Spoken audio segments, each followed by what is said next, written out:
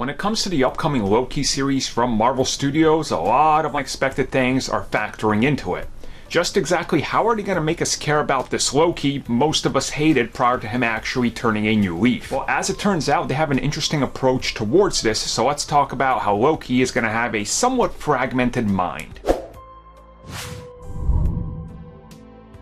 So I think it's safe for me to say that Loki is one of these characters that when his show was announced, many people were like, okay, well, we're excited with all those other ones, and then there's Loki.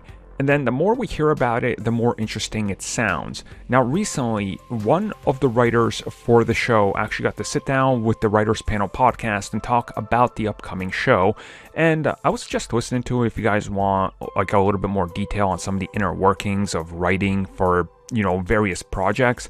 But the Loki stuff in here they go over is talking about Loki's approach to kind of everything in this show.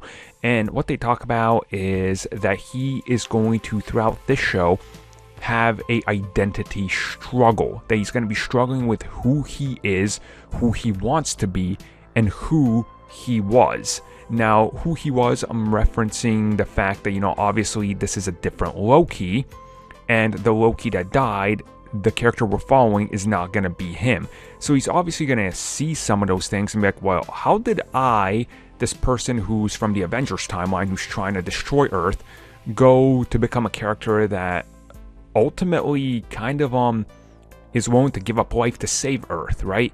It's interesting, and this is going to be an inner conflict that he has coming in from many different aspects of him, especially when he's jumping through the multiverse and looking at all the different versions of Loki going, wow, am I really on the correct path? And honestly, I like this because as much as I liked what they did with Loki as a villain, I thought he got way better as the story continued, and he kind of, ended up being a character that's more likable and a character that kind of had empathy and heart.